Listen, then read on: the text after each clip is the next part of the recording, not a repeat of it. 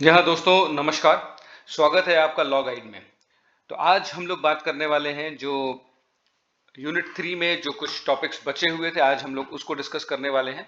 और जैसा कि आप जानते हैं, यूनिट 3 में अभी हम लोग जो पार्ट 1 में जो हम लोगों ने डिस्कस किया था, बेसिक कॉन्सेप्ट्स ऑफ लॉ। तो अगर आपने अभी तक वो वीडियो नहीं देखा है तो उसको जा करके जरूर देखें। यूनिट 3 पार्ट 1 है जूरिस्प्रूडेंस का, तो उसको जरूर एक बार विजिट कर लें। तो आपको उसमें काफी इंपॉर्टेंट चीजें मिल जाएंगी और आप उसको एक बार जब देख लेंगे तो एक कनेक्ट भी आपका बहुत बेहतर तरीके से बनेगा। यहां पे अभी जो हम लोग बात करने वाले हैं वो बेसिकली अगर आप देखें तो इस वक्त जो हम लोग आज डिस्कस करेंगे ये है पूरा ownership position, legal personality and it's theories. अभी अगर हम देखें जो बेसिक कॉन्सेप्ट ऑफ लॉ था, जो हम लोगों ने पिछली बार डिस्कस किया था राइट्स एंड ड्यूटीज को लेकर के, जिसमें हम लोगों ने हॉफफील्ड का जो एनालिसिस था राइट्स का और उसके जो की कॉन्सेप्ट्स थे, उनके जो लीगल कोरिलेटिव्स थे, उनके बारे में बहुत डिटेल में डिस्कशन किया गया था। तो एक बार उस वीडियो को मैं चाहूंगा आप जरूर विजिट करें अगर आपने अभी तक नहीं देखा है तो। ठीक है, यहां पे देखिए होफील्ड की जो टेबल भी आपको दिखाई गई थी और उसको कैसे याद रखना है। रामधारी लखनऊ के नवाब हैं, प्रकाश लखनऊ के इंस्पेक्टर व दीवान हैं।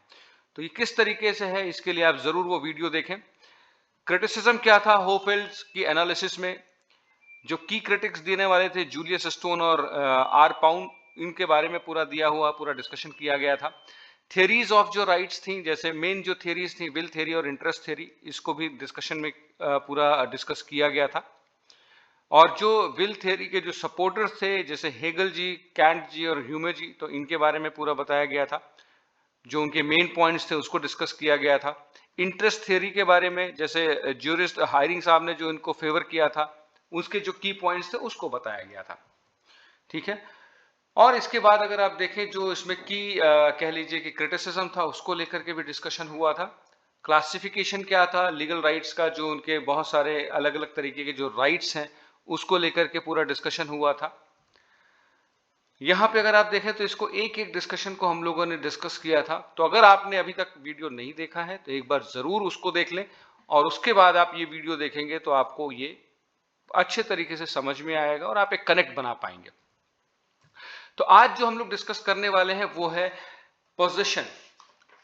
पोजीशन और ओनरशिप, ये दो चीजें हैं। दो कई बार ये होता है इंटर रिलेटेड होती है, कई बार हमें लगता है एक जैसी हैं, लेकिन आज हम थोड़ा सा इसको समझने की कोशिश करते हैं।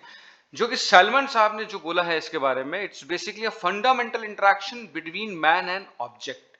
ठीक है, जो एक व्यक्ति विशेष और किसी वस्तु के बीच में जो एक रिलेशनशिप होता है उसको पोजीशन एक तरीके से कहा जाता है। इसी में अगर हम देखें तो हेनरी जो मेन थे उन्होंने भी डिफाइन किया था इसको, interaction with an object excluding others, यानी कि जो हमारा एक किसी भी वस्तु के साथ जो एक हमारा रिलेशनशिप है जहां पे हम बाकी दूसरे लोगों को एक्सक्लूड कर देते हैं, उसको पोजीशन कहते हैं। यानी मेरा एक तरीके से उस पर मेरा राइट है, मेरा पोजीशन है और उसको मैं दूसरे सभी लोगों को एक्सक्लूड कर सकता हूं कि उसमें कोई इंटरफेयर करे वो। ठीक है, सुप्रीम कोर्ट का अगर हम देखें तो इलेबोरेट किया था उन्होंने पोजीशन को, जहां पे कह लीजिए कि जो ये बी गंगाधर बी रामालिंगम 1995 में, the objective realisation of ownership is possession. Objective ध्यान रखिएगा, objective realisation of ownership is possession. तो जब आप इसके बारे में लिखेंगे तो आपको ये ध्यान रखिए, इसमें सैलमन की डेफिनेशन को लिखिए, आप इसमें हेनरी मेन की लिखिए और ये जो सुप्रीम कोर्ट का नोशन था इसके बारे में जरूर लिखिएगा। एलिमेंट ऑफ पोजीशन क्या है? पोजीशन अगर आप देखें तो दो तरीके के हैं, दो फंडामेंटल एलिमेंट्स हैं इसके, जिसमें एक है कॉर्पस पोजिशनिस और दूसरा है एनिमस पोसेडेंडी। तो कॉर्पस पोजिशनिस क्या है? ये बेसिकली ये कहता है, ये दो चीजों के बारे में बताता है। Physical relationship to the object, किसी भी विशेष जो हमारी वस्तु है उसके साथ जो हमारा फिजिकल रिलेशनशिप है, जैसे हम घड़ी पहनते हैं हाथ में, हम हमारी गाड़ी होती है, या हमारा मान लीजिए कोई भी सामान है जो हम हमेशा कैरी करते हैं जिसके साथ एक फिजिकल हमारा टच बना हुआ है। जैसे हम घड़ी हमेशा हाथ में पहनते हैं तो ये दर्शाता है कि वो हमारे पोजीशन में है, वो हमारी है। ठीक है, relationship to others regarding the object, यानी अगर कोई चीज मेरे हाथ में है, मैंने घड़ी पहनी हुई है, तो जाहिर सी बात है वो मेरी है, किसी दूसरे का उससे कोई रिलेशनशिप नहीं है और किसी दूसरे का उस पर कोई हस्तक्षेप नहीं हो सकता है। बिल्कुल सिंपल शब्दों में आप इसको ऐसे समझिए। उसके बाद अगर हम देखें एनिमस पोसिडेंडी, एनिमस पोसिडेंडी का मतलब सिंपल ये है, intent and desire to exert control over the object. यानी कि कॉर्पस पोजिशनिस जो था उसमें ये था कि हम फिजिकल रिलेशनशिप की बात कर रहे थे कि फिजिकली वो चीज हमारे हाथ में प्रेजेंट है, लेकिन जहां हम एनिमस पोसिडेंडी की बात कर रहे हैं उसका मतलब है हमारा इंटेंट। हमारा इंटेंट, फॉर एग्जाम्पल अगर मान लीजिए हम इसी चीज को समझना चाहें तो उस घड़ी को मैं कहीं रख भी सकता हूं, लेकिन मैंने हाथ में पहना हुआ है, इसलिए पहना हुआ है क्योंकि मैं अपने दिमाग, क्योंकि मैं उस चीज को लोगों को दिखाना भी चाहता हूं कि ये मेरी है। कोई भी चीज आप ऐसी खरीदते हैं या रखते हैं अपने पास और हमेशा अपने पास रखते हैं या लॉकर में रखते हैं, छुपा के रखते हैं, तो आप उस चीज को एक तरीके से, ये आप मेंटली कहीं ना कहीं आपने उस चीज को, आपने इंटेंट है आपका, आपने उसको पोजीशन में अपने रखा हुआ है, ये चीज दर्शाता है। तो इसी को एनिमस पोसिडेंडी बोलते हैं। अगर इसको एक सिंपल उस लाइन में समझे तो it implies the possibility of bodily control as well as desire to exert such power. Animus is the mental component of possession. तो आपको जब भी ये चीज लिखनी होगी ध्यान रखिएगा, कॉर्पस पोजिशनिस में आपको फिजिकल रिलेशनशिप जो भी इस ऑब्जेक्ट के साथ हो, एनिमस पोसिडेंडी में इंटेंट और आपका डिजायर क्या है, आप उसके बारे में बताएंगे। ठीक है, आ जाते हैं हम लोग ओनरशिप पे कि ओनरशिप क्या है। ओनरशिप बेसिकली अगर आप देखें तो कॉम्प्रिहेंसिव राइट है जो हम एक्सरसाइज करते हैं ओवर समथिंग, किसी ऑब्जेक्ट के ऊपर हमारा होल सोल कॉम्प्रिहेंसिव राइट यानी एब्सोल्यूट राइट जो होता है उसको हम लोग ओनरशिप बोलते हैं। ठीक है, की पॉइंट्स क्या है इसमें, आप चीज ध्यान रखिएगा। Set of rights to use and enjoy the property, कोई ऐसी चीज जो हमारे पास है, जो हमारे ओन, जिसको हम ओन करते हैं, है ना, जिसको हम ओन कर रहे हैं, और सबसे बड़ी बात यह है कि उसके सारे राइट्स हमारे पास है और हम उसको अनलिमिटेड टाइम तक अपने पास रख सकते हैं, उसको एंजॉय कर सकते हैं, है ना। यहां तक कि हम उसके जो हमारे राइट्स हैं वो हम ट्रांसमिट कर सकते हैं दूसरों को भी। फॉर एग्जाम्पल मैंने एक घर लिया है तो वो मेरी ओनरशिप में है, मैं उसको ओन करता हूं, लेकिन मैं जब उसको किसी और को किराए पे दे देता हूं रहने के लिए तो पोजीशन किसी और का हो जाता है, लेकिन ओनरशिप अभी भी मेरे पास ही है। तो includes the right to transmit the property to others also. ठीक है, अब यहां पे अगर आप देखें कुछ अलग अलग डेफिनेशंस थी, जिसमें ऑस्टिन साहब ने एक डेफिनेशन दी थी ओनरशिप की। ऑस्टिन साहब का कहना था, उन्होंने डिफाइन किया था ownership as a right exist against everyone granting indefinite use, यानी कि कोई भी बाहरी व्यक्ति जो है उस पर किसी तरीके का इंटरफेयर नहीं कर सकता और मैं इसको अनलिमिटेड टाइम के लिए मेरे पास है, वो मैं इसको एंजॉय कर सकता हूं। वो चीज कह लीजिए कि लॉ उसकी हमें परमिशन देता है, लॉ ग्रांट करता है उस चीज को कि मैं जो चीज मेरे उसमें है जिसको मैं ओन कर रहा हूं तभी मैं उसका ओनरशिप है मेरे पास इस चीज का राइट है। दूसरा है unlimited duration, right without limits in terms of duration, कोई ड्यूरेशन नहीं है उसका, मैं जब तक चाहूं उसका इस्तेमाल करूं, जब तक चाहूं मैं पूरे मेरे अधिकार में है वो चीज। Indefinite user, freedom to use और मिस यूज द प्रॉपर्टी, मैं चाहूं तो उसको अच्छे से यूज करूं, मैं चाहूं तो उसको मिस यूज करूं, ये ओनरशिप आपकी दर्शाती है। ठीक है, तो इसमें इन्होंने ये कुछ इंपॉर्टेंट चीजें बताई थी, तो आप ये ध्यान रखिएगा, इसकी हेडिंग ऐसे डालिएगा और हेडिंग डाल करके इसको लिखिएगा। राइट, अब यहां पे उन्होंने थोड़ा सा दिखाया था कि पोजीशन और ओनरशिप में अंतर क्या है, what is the difference between, comparison अगर हम करते हैं तो क्या है। तो इसमें कुछ कह लीजिए जो जूरिस्ट थे उनके हिसाब से था, जैसे हायरिंग साहब ने क्या बोला था, उन्होंने ये कहा था कि पोजीशन उसको कहते हैं de facto exercise of the claim, यानी हम कोई चीज जब क्लेम करते हैं, किसी चीज के ऊपर हम क्लेम करते हैं कि भाई ये मेरा है, तो उसको पोजीशन बोलते हैं कि मैं यहां रहता हूं, या ये जगह मेरी है, या ये घड़ी मेरी है।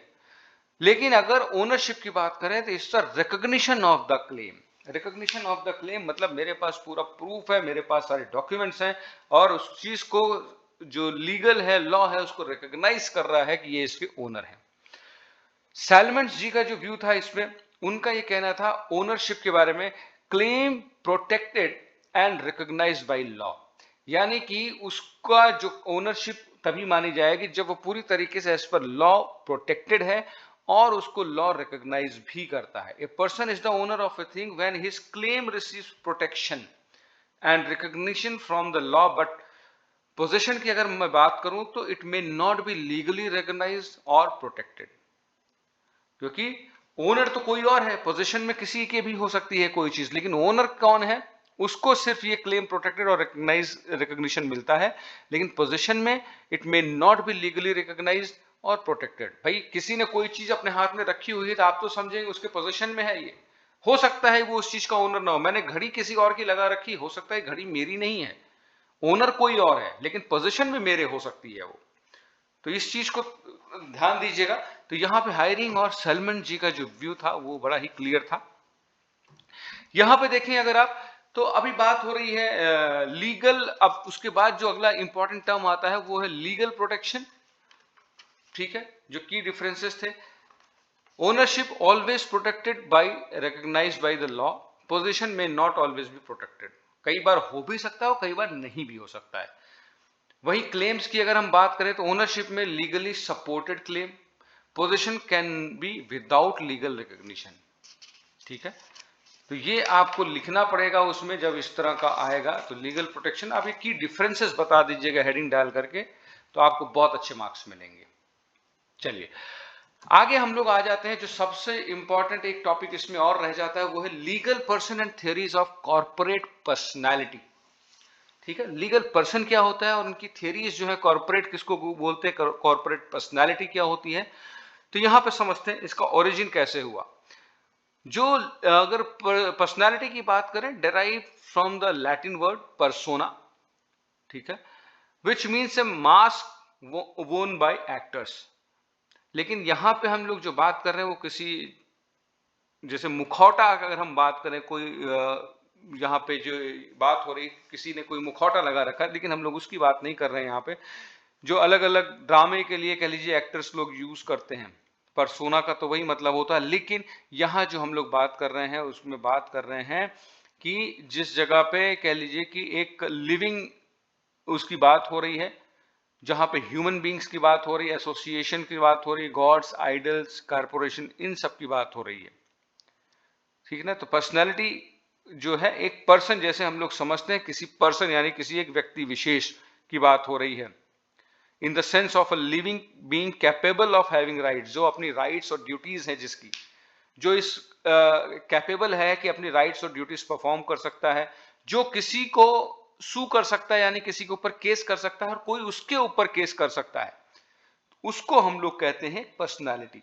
In modern time, the word has been used wider in the sense it includes not only human beings but also associations, gods, idols, corporation, etc. तो इसमें अलग अलग आज की डेट में जो है कई सारे ऐसे जो हैं एसोसिएशंस को भी टर्म किया जाता है कि भाई ये कॉर्पोरेट पर्सनालिटी हैं, ये इंस्टीट्यूशन है, उनको भी पर्सनालिटी माना जाता है।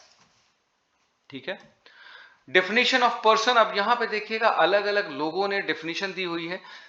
सैलमन जी की अगर हम बात करें यहां पे, अब एक चीज और मैं आपको बताना चाहूंगा, यहां जो प्रश्न बनेगा वो इस तरीके का बनेगा, what do you mean by legal person, discuss the various theories of corporate personality. हम लोग अभी जो डिस्कस कर रहे हैं उसी के ऊपर डिस्कशन चल रहा है। ठीक है, तो डेफिनेशन ऑफ पर्सन यहां पे सैलमन ने बताया है, a person is any being whom the law regard as capable of regard rights and duties, यानी कोई भी व्यक्ति विशेष जिसको लॉ ये मानता है कि वो अपने राइट्स और ड्यूटीज परफॉर्म कर सकता है या जिसके पास राइट्स और ड्यूटीज हैं, वो पर्सन कहलाता है।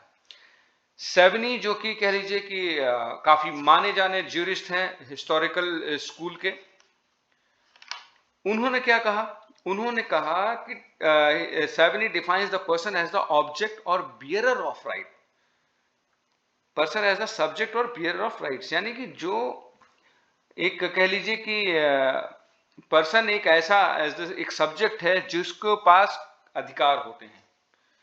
ठीक है, मिस्टर ग्रे क्या बोलते हैं, ए person is an entity which rights and duties में बी एट्रीब्यूटेड, जिसके पास राइट्स एंड ड्यूटीज होती हैं। ऑस्टिन क्या कहते हैं, ऑस्टिन का कहना ये था, इट इंक्लूड्स फिजिकल और नेचुरल पर्सन, फिजिकल हो सकता है, natural person, and any being that can be deemed human, उन सभी को जो भी ह्यूमन के उसमें आते हैं सभी को हम पर्सन कहते हैं। ठीक है, तो अलग अलग तरीके से लोगों ने इसको डिफाइन किया है, ये डेफिनेशंस आप जरूर लिखिएगा। आगे आ जाते हैं हम लोग जहां पे नेचुरल पर्सन, यानी पर्सन को दो कैटेगरी में बांटा गया है, नेचुरल पर्सन एंड लीगल और आर्टिफिशियल पर्सन। अब नेचुरल पर्सन क्या होता है, जितने भी लिविंग ह्यूमन बींग्स हैं विद लीगल पर्सनालिटी, जिनको भी लॉ ये मानता है कि वो ये तो लिविंग ह्यूमन बींग है, और जिनको भी कह लीजिए कि स्टेट एक रिकग्नाइज करता है कि पर्सन है, और सबसे बड़ी बात ये है कि उनके पास अपने राइट्स एंड ड्यूटीज हैं। वो कोई भी, जिनको कह लीजिए जिनके ऊपर केस किया जा सकता है, जो किसी और पे केस कर सकते हैं, ये सब को ये माना जाता है कि ये एक नेचुरल पर्सन है, ठीक है ना। और लीगल और आर्टिफिशियल पर्सन, जो एंटाइटीज क्रिएटेड बाय लॉ होती, जैसे अगर एग्जांपल लें तो कॉरपोरेशंस हो गई, कंपनीज हो गई, आइडल्स हो गए, चर्च हो गए, जो किसी दूसरे के द्वारा लीगली बनाई गई हो। The word person is derived from the Latin word persona. It denotes not only human being but anybody or anything which permitted to assert legal claims or subjected to legal duties. ठीक है, तो ये corporations और companies जो भी बनाई जाती हैं, लीगली फॉर्म की जाती हैं, इनके ऊपर कोई केस कर भी सकता है, ये भी किसी के ऊपर केस कर सकती हैं, इसलिए इनको लीगल और आर्टिफिशियल पर्सन भी बोला जाता है। ये लिविंग ह्यूमन बींग्स नहीं होते हैं, लेकिन ये क्या होती हैं, इनको इसी तरीके से ट्रीट किया जाता है कि जैसे एक हम ह्यूमन बींग को ट्रीट करते हैं, एक पर्सन को ट्रीट कर सकते हैं। तो इनके ऊपर भी हम लोग क्लेम कर सकते हैं, इनके ऊपर भी केस कर सकते हैं, ये कंपनियां भी केस कर सकती हैं, ठीक है। अब इसमें अगर आप देखें तो अलग अलग तरीके से इस चीज को डिफाइन किया गया है। नेचुरल पर्सन का यहाँ पे फिर से आप डिटेल देख लें एक बार। विद लीगल पर्सनैलिटी होती है। कंडीशंस क्या है नेचुरल पर्सन की? Must be living and recognised by the state as a person, must not be under absolute control of another, example slaves, monks who have renounced the word, ठीक है। इसमें कुछ conditions दी हैं natural person के लिए। Legal person कौन होता है? Entities created artificially and recognised by law as having legal personality. Corporation, companies, idol, ये सब हो गई। Characteristic, not human in general, human नहीं होते हैं बट उनको ट्रीट किया जाता है as a person in the eye of law, law में इन लोगों को एज ए पर्सन माना जाता है। थ्योरीज ऑफ कॉर्पोरेट पर्सनालिटी, अब यहां पे समझिएगा, इसमें 5 मेन थ्योरी हैं जो एक्सप्लेन करती हैं कॉर्पोरेट पर्सनालिटी को। क्या है? सबसे पहले है फिक्शन थ्योरी। इसको जो फेवर करने वाले थे वो सेवनी थे। सेवनी जो कि हिस्टोरिकल स्कूल ऑफ जूरिस्प्रूडेंस ने काफी अच्छे माने जाने ज्यूरिस्ट थे, ठीक है। तो सेवनी जी ने, सैलमन ने, कोक नाम था, ब्लैकस्टोन और होलैंड, इन सभी ने जो है इस फिक्शन थ्योरी को सपोर्ट किया था। उनका ये कहना था कि जो ये कॉरपोरेशन है, ठीक है, इनका ये बेसिकली ये मानते ये थे कि according to this theory a corporation is basically a legal personality. वो कोई लिविंग तो नहीं है लेकिन एक लीगल पर्सनालिटी वो मानते थे। And the personality of corporation is different from that of its members. जो उसके मेंबर हैं, जो उसमें लोग हैं, उनसे वो बिल्कुल डिफरेंट है, वो एक सेपरेट पर्सनालिटी है। Corporation is cloth with a legal personality distinct from its member, यानी मेंबर अलग है और ये अलग है, ये दोनों अलग अलग पर्सनालिटी है। ये फिक्शन एक तरीके से उनको एक अलग एक दर्जा दे दिया गया, ये मान लिया गया कि कॉर्पोरेशन भी एक पर्सनालिटी है, ठीक है। लेकिन इसका क्रिटिसिज्म भी आया, उसमें ये कहा गया कि this hypothesis neglect to answer the acceptable liability of the corporation,